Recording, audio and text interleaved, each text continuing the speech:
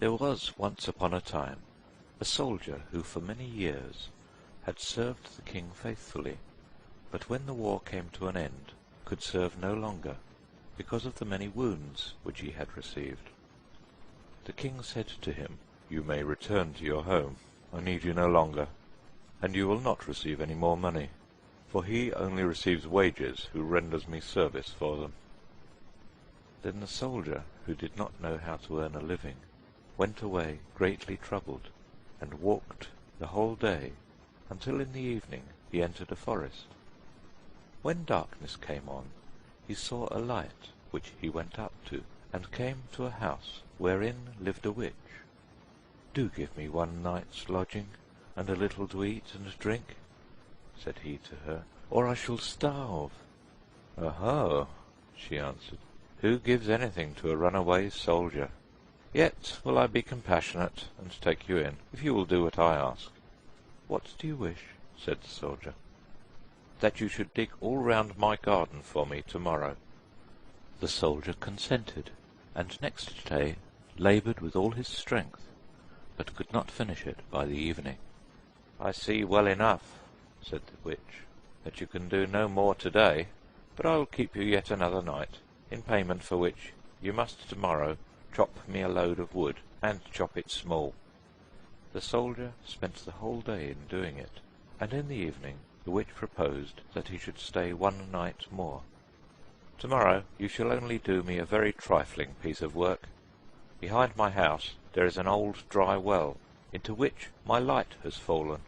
It burns blue, and never goes out, and you shall bring it up again." Next day the old woman took him to the well, and let him down in a basket.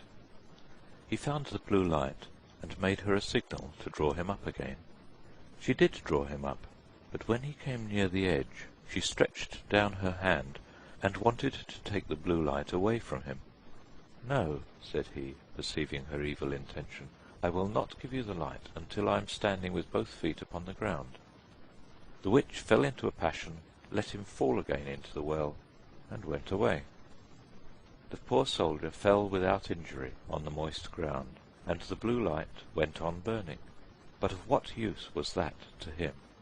He saw very well that he could not escape death. He sat for a while very sorrowfully.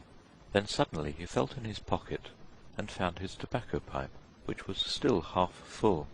"This shall be my last pleasure," thought he, pulled it out, lit it at the blue light, and began to smoke. When the smoke had circled about the cavern, suddenly a little black dwarf stood before him, and said, "Lord, what are your commands?" "What are my commands?" replied the soldier, quite astonished. "I must do everything you bid me," said the little man. "Good," said the soldier. "Then, in the first place, help me out of this well." The little man took him by the hand, and led him through an underground passage, but he did not forget to take the blue light with him. On the way the dwarf showed him the treasures which the witch had collected and hidden there, and the soldier took as much gold as he could carry. When he was above, he said to the little man, "Now go and bind the old witch, and carry her before the judge." In a short time she came by like the wind, riding on a wild tomcat, and screaming frightfully. Nor was it long before the little man reappeared. "It is all done," said he, "and the witch is already hanging on the gallows." "What further commands has my lord?" inquired the dwarf. "At this moment none," answered the soldier. "You can return home, only be at hand immediately if I summon you." "Nothing more is needed than that you should light your pipe at the blue light, and I will appear before you at once."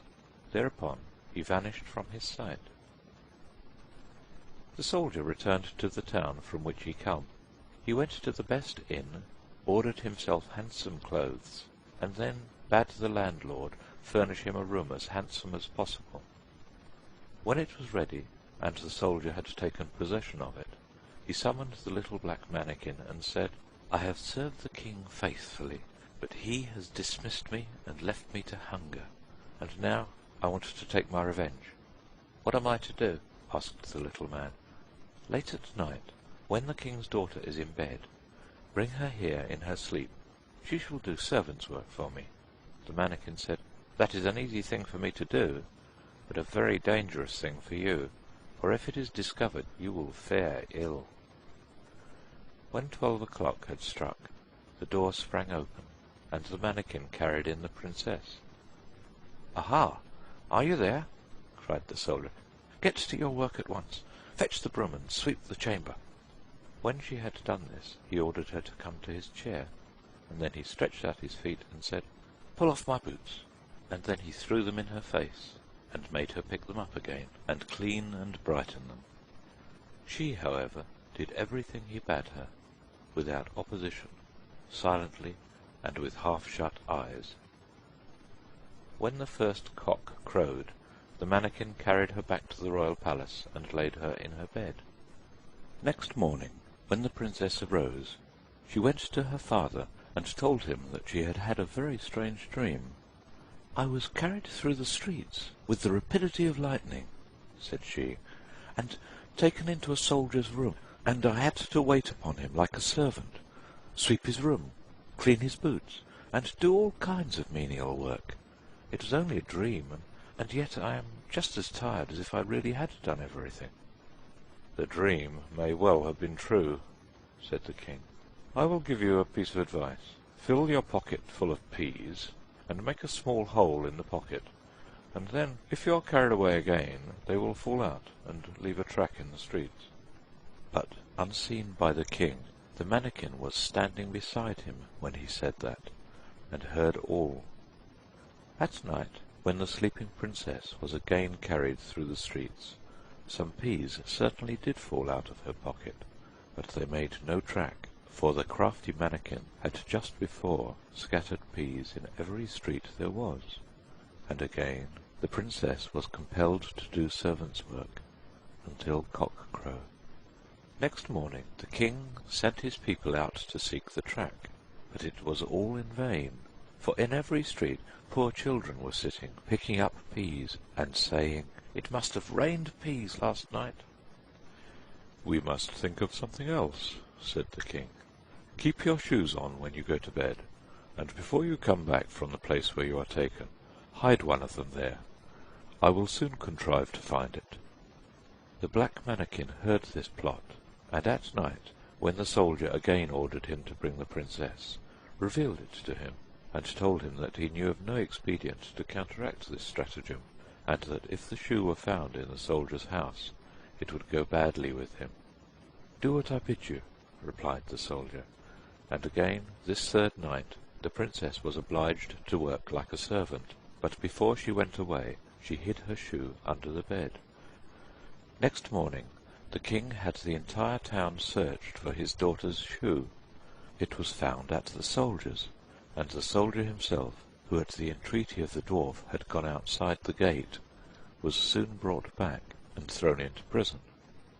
In his flight he had forgotten the most valuable things he had, the blue light and the gold, and had only one ducat in his pocket. And now, loaded with chains, he was standing at the window of his dungeon, when he chanced to see one of his comrades passing by. The soldier tapped at the pane of glass, and when this man came up, said to him, "Be so kind as to fetch me the small bundle I've left lying in the inn, and I will give you a ducat for doing it." His comrade ran thither, and brought him what he wanted. As soon as the soldier was alone again, he lighted his pipe, and summoned the black manikin. "Have no fear," said the latter to his master. "Go wheresoe'er they take you, and let them do what they will, only take the blue light with you." Next day the soldier was tried, and though he had done nothing wicked, the judge condemned him to death. When he was led forth to die, he begged a last favour of the king. "What is it?" asked the king. "That I may smoke one more pipe on my way."